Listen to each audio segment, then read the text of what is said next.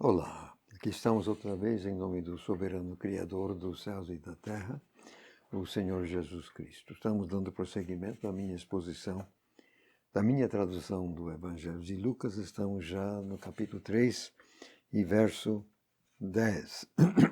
Estamos aqui no meio do ministério de João o Batizador e eu vou ler agora versos 10 a 14. Aí o povo começou a interrogá-lo, dizendo: que faremos então? E respondendo ele, disse-lhes: quem tem 2 túnicas deve dar uma a quem não tem, e quem tem comida, faça o mesmo. E vieram até mesmo uns cobradores de impostos para serem batizados por ele, e lhe disseram: Mestre, que faremos nós? Aí ele lhes disse: não cobrem mais do que lhes foi estipulado. Então uns soldados o interrogaram também, dizendo: e nós, que faremos? E ele lhes disse: não extorquir ou azucrinar a ninguém, e contentem-se com o seu salário. Precisamos comentar uma coisa aqui no verso 11, é que quando é das 2 túnicas, o verbo dar está no imperativo auristo, no texto grego, que indica uma ação.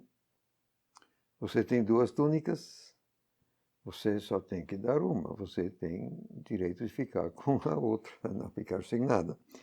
Então, o negócio de dar uma túnica de 2, você dá uma vez e deu e acabou, não tem mais o que fazer. Já o verbo fazer com comida, isso aí, o imperativo está no tempo presente, que significa que é uma ação a ser repetida. Então, sempre que nós temos comida e o outro não, havemos de compartilhar. Obviamente são coisas diferentes. Túnica uma vez, comida sempre que for o caso. Cobrador de imposto era gente muito mal vista pelo povo. Eles cobravam imposto declarado ou obrigado pelo Império Romano, mas além disso, eles costumavam assim colocar mais uma pequena percentagem para eles mesmos, e por isso então o povo ainda mais odiava eles. E aqui João então vai em cima dessa questão: não cobrar mais do que lhes foi estipulado, isto é, aquilo que o império está exigindo, é isso que você pode cobrar. Então foi na mosca, como diz o outro. Aí vem alguns soldados, e outra vez João vai exatamente em cima do problema. Que soldado pode achar que seu salário não está adequado, e como ele é armado, ele pode fazer pressão em cima das pessoas para pegar mais alguma coisa. Aí não extorquir, azucrinar, e ficar contente com seu salário. Esse problema é atual também. Será que não está? Bom, vamos então prosseguindo ainda a respeito do batizador. Eu vou ler os versos 15 a 17.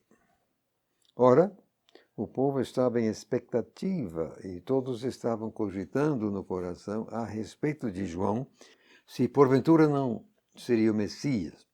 João se adiantou a todos, dizendo: eu, de fato, estou batizando-vos com água, mas vem aí o meu superior, de quem não sou digno nem de desamarrar as correias das sandálias. Ele vos batizará com o Espírito Santo e com fogo, cuja pá de joirar está na sua mão, e ele limpará completamente a sua eira e recolherá o trigo para dentro de seu celeiro, mas queimará a palha com fogo inextinguível. Lembrar que quando ele diz aqui que não é digno nem de desamarrar as correias, você comparando com outro evangelho, diz que nem carregar a coisa, você tem que saber que João falou muitas vezes para públicos diferentes. Ele iria variar um pouquinho assim sua maneira de falar, não tem nada de contradição, absolutamente. O que interessa aqui é a diferença entre o batismo que ele estava dando e o batismo que o superior, no caso o próprio soberano Jesus, iria dar. No caso de João, ele era o agente e o meio era água, ele batizando com água. No caso do soberano Jesus, Jesus é o agente e o meio é o Espírito Santo. Ele vos batizará com o Espírito Santo. Agora, não tem faltado interpretações para esse dizer, mas parece-me a mim que o verso seguinte esclarece a questão. 17. Cuja padilhoira. Você vê que cuja é um pronome e isso fatalmente é subordinado gramaticalmente ao antecedente. Então, o verso 17, no meu entender, está obviamente esclarecendo ou completando o que foi dado no verso 16. Então, isto aqui explica tanto o Espírito Santo como o fogo. Começando com o fogo. Quando aqui fala de fogo inextinguível, terminando o verso 17, isso fatalmente tem que ser o lago de fogo. Enxofre, a segunda morte. É o único fogo inextinguível. Então, o fogo é para a palha, e a palha, no caso, são as pessoas perdidas. São os perdidos que serão batizados com fogo, isso fatalmente, e só mais para o fim. Você comparando o relato em Marcos e Mateus, eles só dizem ele vai batizar com o Espírito Santo, não completam com o fogo. Por que não? Porque o Espírito Santo é agora, o fogo é mais tarde, então não havia por que completar com o fogo, mas Lucas traz, e não tem dúvida, todos os manuscritos são de acordo, é mesmo Espírito Santo e fogo. Então, a palha que vai ser queimada seriam, portanto, os perdidos. Neste caso, o trigo diz respeito às pessoas salvas. Eu digo que são os genuinamente salvos que serão batizados com o Espírito Santo. E é Jesus que faz isso, é Jesus que batiza com o Espírito Santo. Um batismo onde o Espírito Santo é o agente, obviamente, teria que ser um outro batismo. Eu pergunto, então, como e quando Jesus nos batiza com o Espírito Santo? Ele o faz a partir de sua posição à direita do Pai. Você vai ver isso na primeira de Pedro 3 e 22. Vou ver se eu acho aqui rapidinho. A primeira de Pedro, capítulo 3, e o verso 22, falando de Jesus Cristo, o qual está à destra de Deus, tendo subido ao céu, havendo-se-lhe sujeitado os anjos e as autoridades e as potências. Então, Jesus está à direita de Deus. Aliás, tem outros textos que dizem a mesma coisa. Eu entendo que Jesus faz isso exatamente quando qualquer um de nós crê para dentro dele. Isso eu já tenho explicado em outros momentos, tem que ser crer para dentro mesmo. Quem está de fora tem que mudar de posição. Entendo que tudo isso foi depois do dia de Pentecostes, aí que a coisa começou.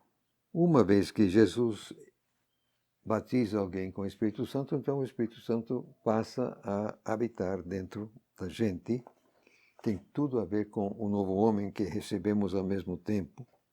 Quem quiser uma explicação bem assim, 8, 9 páginas, não me lembro bem, está num apêndice.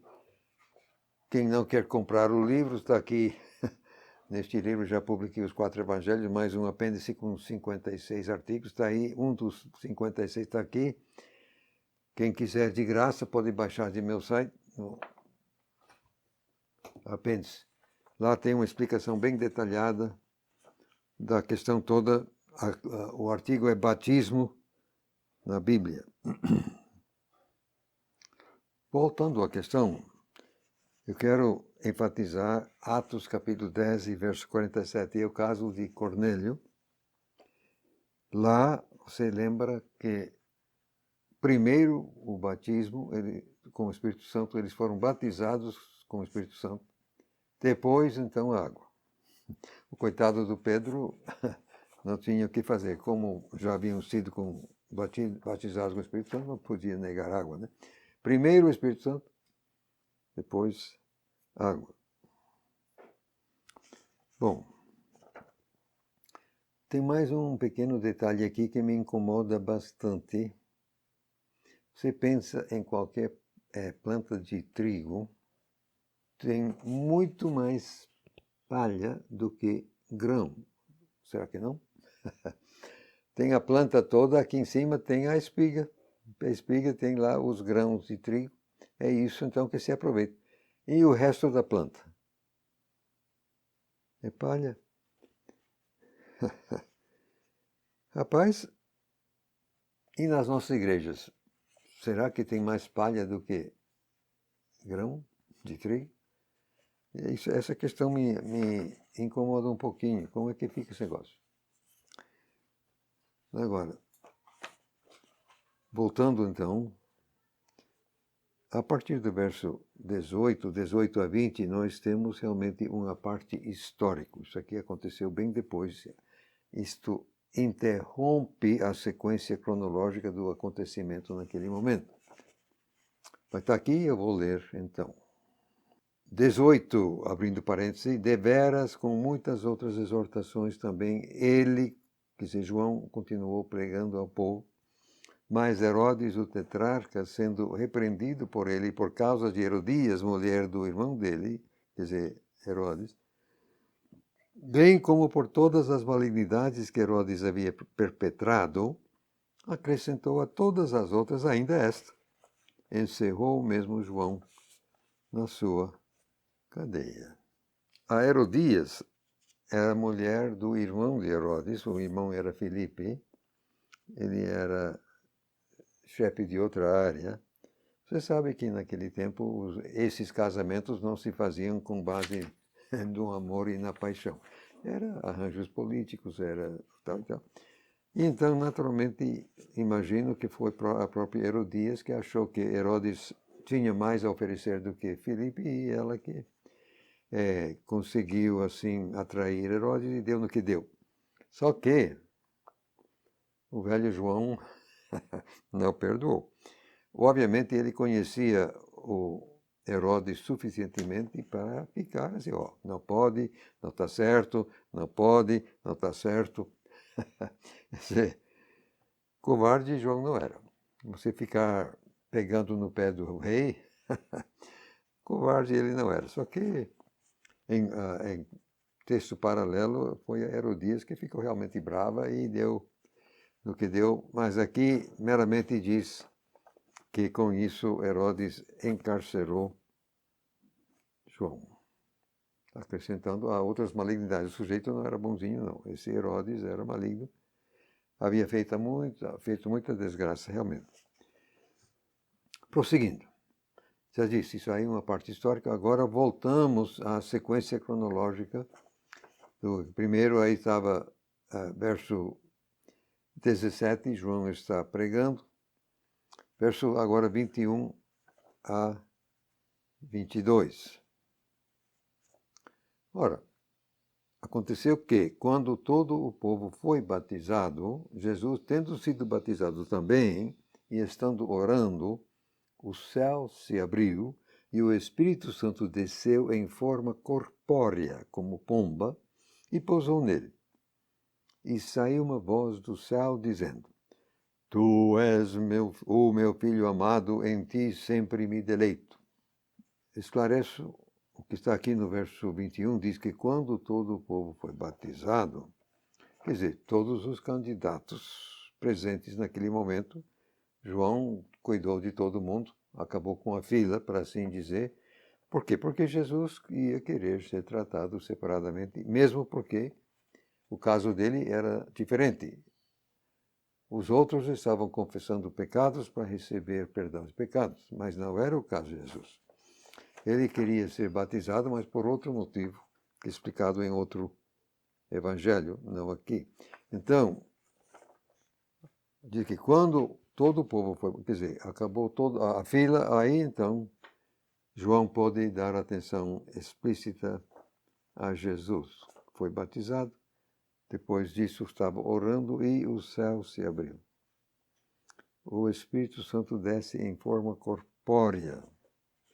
Não sabemos por quê. E por que escolheu exatamente uma pomba também não está explicado. Está aqui, é isso que aconteceu. Pousou. Então, era uma coisa visível.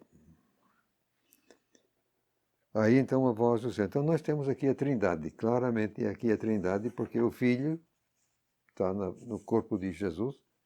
O Espírito Santo toma uma forma corpórea de pomba, pousa sobre Jesus. E aí a voz, que é do Pai, fatalmente do céu, dizendo, tu és meu Filho amado. Em ti sempre me deleito. Pode saber que aquilo foi uma confirmação muito importante e preciosa para Jesus. Quer dizer, tanto o Espírito Santo como o Pai confirmando, porque a partir deste momento é que Jesus vai dar início a seu ministério público.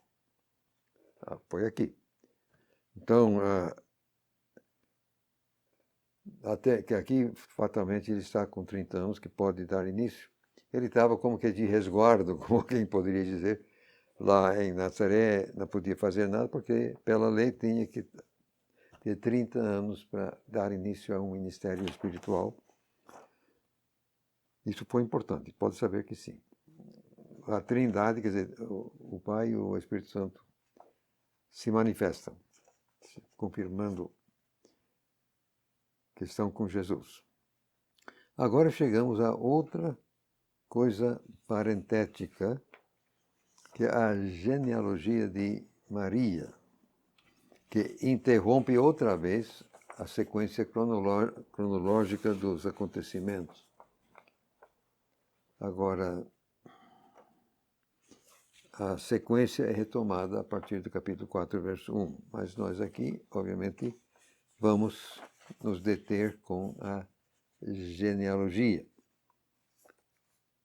Ocupa os versos 23 a 38, que no texto grego é um parágrafo só tem um verbo finito no parágrafo inteiro, que é o verbo era. Mas eu vou ler então versos 23 a 38, com um pequeno esclarecimento. Há muita confusão nos manuscritos gregos quanto à exata grafia de muitos dos nomes. E com isso eu geralmente reproduzo a grafia que todo mundo está acostumado, está aí na sua Bíblia e tal. Alguma vez, por algum motivo, eu altero. Já que essas mudanças na grafia não alteram o sentido, não alteram a identidade de pessoa, então não há por que brigar. Mas por isso. Lendo então. Ora, Jesus, começando o seu ministério com cerca de 30 anos, sendo, abre parênteses, assim se supunha, fecha parênteses, filho de José, era mesmo de Eli, de Matã, de Levi, de Melqui, de Janá, de José, de Matatias, de Amós, de Naum, de Esli, de Nagai, de Maate, de Matatias, de Semei, de José, de Judá, de Joanã, de Ressa, de Zorobabel, de Salatiel, de Neri, de Melqui, de Adi, de Cozã, de Almodã, de de José, de Eliezer, de Jorim, de Matate, de Levi, de Simeão, de Judá, de José, de Jonã, de Eliaquim, de Meleá, de Mainã, de Matatá, de Natã, de Davi, de Jessé, de Obed, de Boaz, de Salmon, ou Salmon melhor, de Naasson, de Aminadab, de Arão, de Jorão, de Esron, de Perez, de Judá, de Jacó, de Isaque, de Abrão, de Terá, de Naor, de Serug, de Ragaú, de Faleque, de Eber, de Salá, de Cainã, de Arfaxade, de Sem, de Noé, de Lameque, de Matusalém, de Enoque, de Jared, de Maleleel, de Cainã, de Enós, de Sete, de Adão, de Deus. Preciso esclarecer que o texto grego é exatamente assim. Não tem nada de filho de, filho de, filho de, como as versões geralmente colocam. Matã era filho de Levi, que era filho de... Não tem nada disso no texto, não. É só de Levi, de Melqui, de Janá, de José. Isso tem motivo, mas vamos voltar aqui primeiro e ver. Eu li uma tradução do verso 23, algo diferente do que qualquer coisa, provavelmente, que você já viu, a não ser na minha própria tradução. É que o texto grego deste verso traz vários aspectos gramaticais incomuns, com o resultado que o verso é mal traduzido em cada Bíblia publicada que eu já vi, em qualquer língua, menos a minha. Elas fazem Lucas contradizer Mateus no que diz respeito ao pai de José e afirmar um erro de fato quanto ao pai de Jesus. Jesus era neto de Eli, o pai de Maria. Lucas dá a genealogia de Jesus através da mãe, ao passo que Mateus a dá através do pai adotivo. Para uma explicação detalhada, a favor de ver a genealogia de Maria no apêndice. Está aqui, aliás, é o primeiro artigo no apêndice. Pode baixar gratuitamente também do apêndice do meu site, French.org. Eu explico, quer dizer, como a explicação é um pouquinho detalhada, eu vou ter que citar vocábulos gregos e tal, não dá para fazer muito bem aqui. Eu, então, direciono o interessado à coisa completa, que eu destrincho exatamente, tintim por tintim, como é que a coisa é para ser.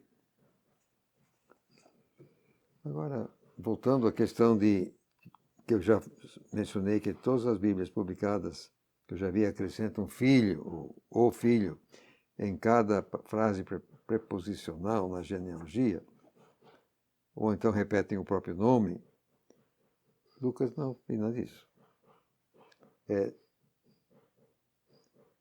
De Eli até Deus, ele não colocou filho, porque não se a rigor, mas tanto para Eli como para Deus a palavra teria um sentido diferente do que para todos os demais nomes da lista.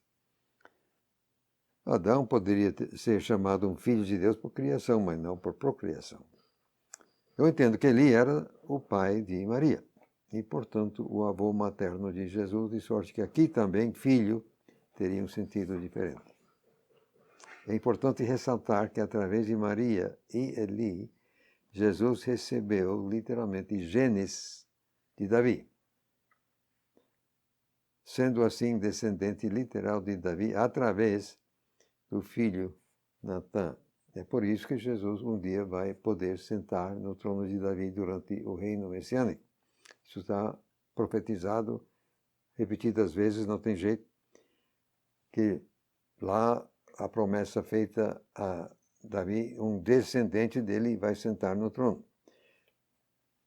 Como Mateus dá a genealogia de José, que como pai adotivo confere o direito legal a Jesus, mas não poderia ser o pai físico, porque lá atrás em Jeoaquim e Jeconias, por causa daquilo que Jeoaquim fez, então foi cortado. E o texto diz que mais nenhum descendente deles iria jamais sentar no trono, como de fato.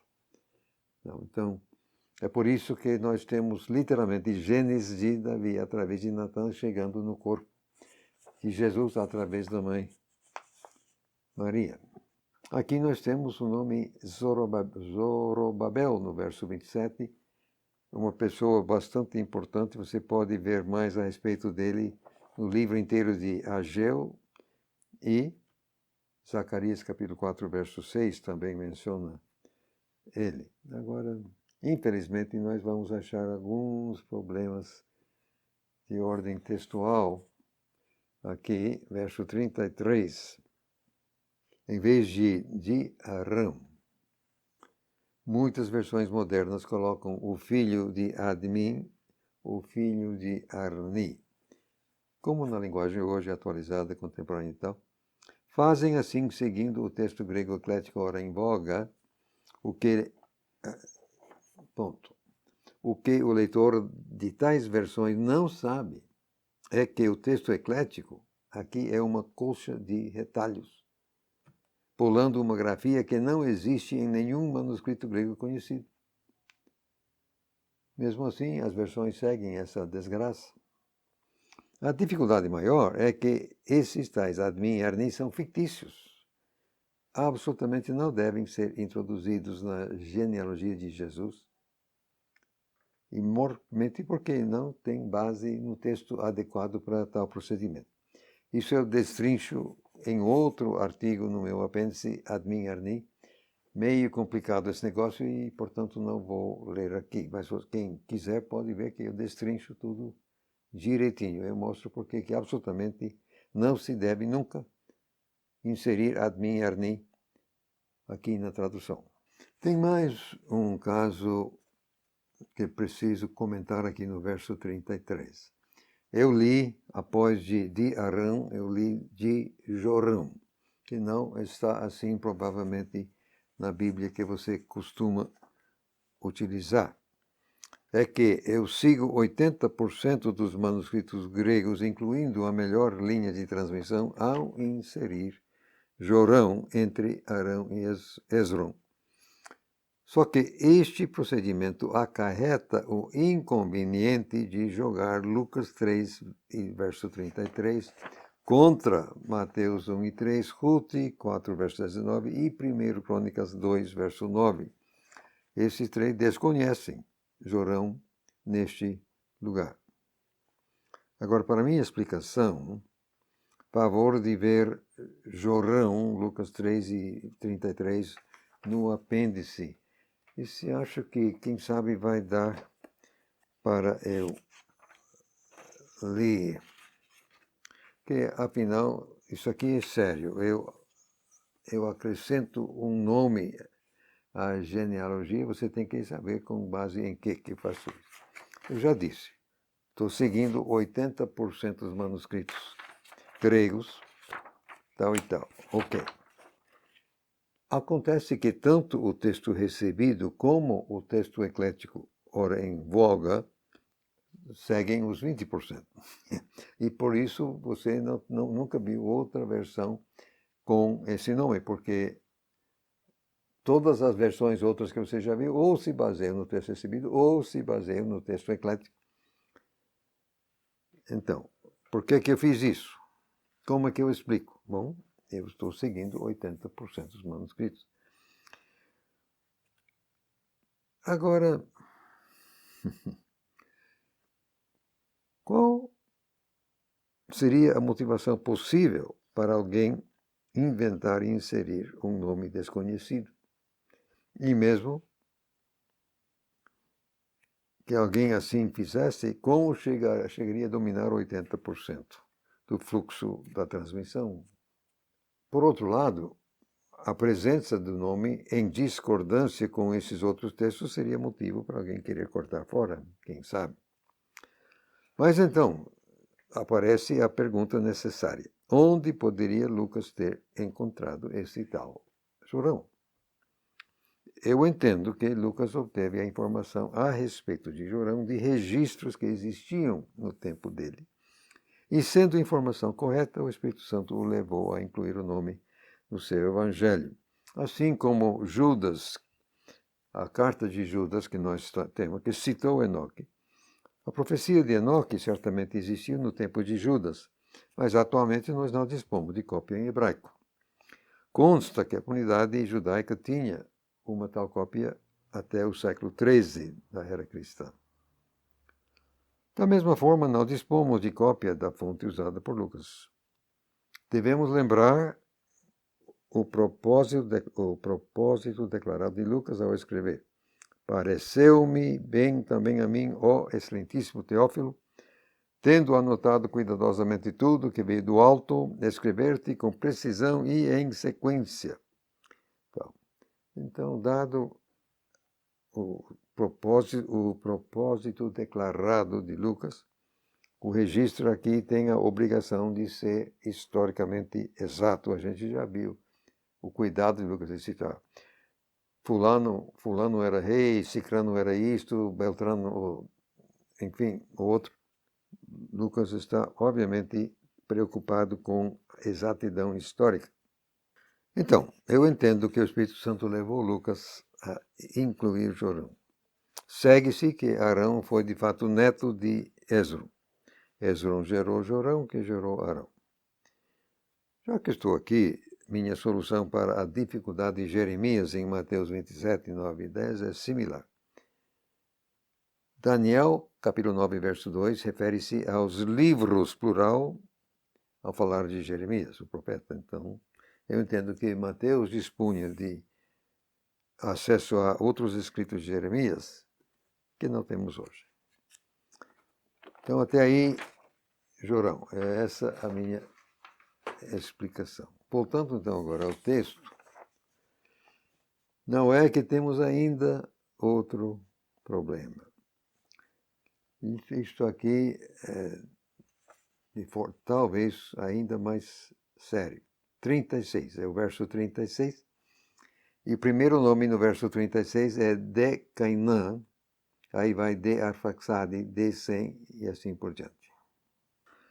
Acontece que todos os manuscritos gregos conhecidos, menos 2 de má qualidade, trazem Cainã aqui, entre Salá e Arfaxade. O que joga Lucas 3 e 36 contra Gênesis capítulo 11, verso 12, que desconhece Cainã neste lugar. Como o caso aqui é sério, eu tenho um artigo no apêndice, chama Cainã, Lucas 3 contra Gênesis 11, mas eu vou ler. Isto aqui é sério por motivos que já vou explicar. Como todos os manuscritos gregos, menos 2 de má qualidade, então não existe dúvida razoável de que Lucas de fato escreveu que Selá foi gerado por Cainã e não por Arfaxade. Este Cainã tem sido largamente usado para justificar tratar as genealogias em Gênesis como sendo acordeões. Se um nome foi demonstradamente omitido do registro em Gênesis, então ninguém sabe quantos outros também podem ter sido omitidos. Então, este Cainã é também usado para negar a validade de construir uma cronologia exata baseada nas idades dadas nas genealogias. Agora, de passagem, eu creio que a dificuldade com a cronologia das idades assim em Gênesis, que levam a criação do mundo 4.000 anos antes de Cristo, mais ou menos, ninguém teve problema com isso antes da teoria de Darwin. Aí o pessoal, não, nós temos que arrumar como ter mais tempo. Então, com esse negócio, então, querem esticar para até 10.000 anos, você pode achar. Agora não resolve, né? Porque a teoria de Darwin exige milhões de anos. E não tem como esticar um acordeão até isso. Você levar a 10.000, não resolve, moço, não resolve. Podemos ficar mesmo com aquilo que está no texto. Agora, onde Lucas encontrou esta informação? Outra vez, eu entendo que existia registro extra-bíblico que estava à disposição. A Septuaginta que nós conhecemos, de fato, contém esse Cainã 2 em Gênesis capítulo 11, verso 12. Mas a Septuaginta difere tanto do texto maçorético que parece ficção. Lembrar, a propósito, que a Septuaginta que nós conhecemos e utilizamos é baseada nos códices vaticanos, sinaíticos e alexandrinos, produzidos séculos depois de Lucas. É muito mais provável que a nossa Septuaginta seja baseada em Lucas do que o contrário. Pois então, aonde Lucas encontrou? É aquilo que eu já falei a respeito de Jorão. Entendo que existia documentos no tempo dele que tinham essa informação, como era correta, o Espírito Santo o levou a incluir. Aqui, como já disse, todo mundo concorda. Está aqui no texto, não tem problema quanto a isso. É Cainã. Tá.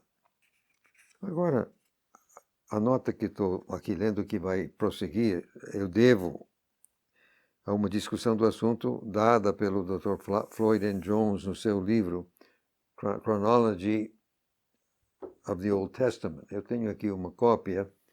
Você pode ver Chronology of the Old Testament, A Return to the Basics, Floyd Nolan Jones. No meu entender, esse livro resolve praticamente todos os alegados problemas numéricos no Antigo Testamento. É uma maravilha. Simplesmente é uma maravilha. Contudo, a explicação deste problema de Cainã é original comigo, quer dizer, não ouvi de ninguém, mas a ideia por volta eu devo a Dr. Jones. Então, vamos rever a exata redação de Gênesis capítulo 11, versos 12 e 13. Lendo, viveu Arfaxade 35 anos e gerou a Selá. E viveu Arfaxade depois que gerou a Selá 403 anos e gerou filhos e filhas. O verbo gerar requer que Selá seja descendente sanguíneo de Arfaxade, não adotado.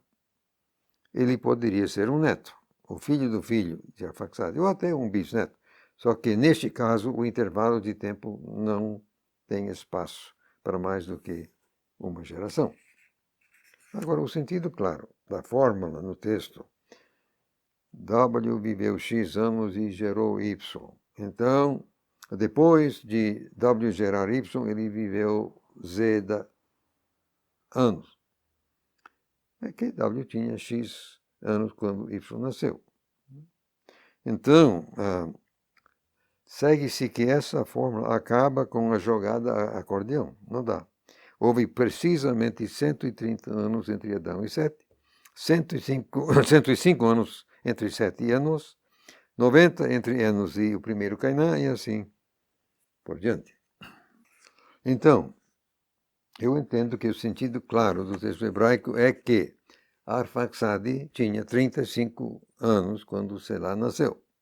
Seja qual for a solução que dermos a Cainã 2. Vamos ver se conseguimos imaginar a situação nos anos imediatamente após o dilúvio. Após o dilúvio, a prioridade máxima era encher a terra. Aliás, a ordem divina era exatamente essa. Frutificai e multiplicai-vos. Gênesis 9, verso 1. Pois então, com quem poderiam os netos de Noé casar? Obviamente, com suas primas, as netas de Noé. Haveria urgência para reproduzir. Assim, as meninas seriam dadas em casamento assim que alcançassem a puberdade e os meninos semelhantemente. As mulheres estariam dando à luz com a frequência possível. Certamente, a prioridade máxima seria a de aumentar o número de pessoas, em absoluto. Agora, Arfaxade nasceu 2 anos após o dilúvio, está no texto.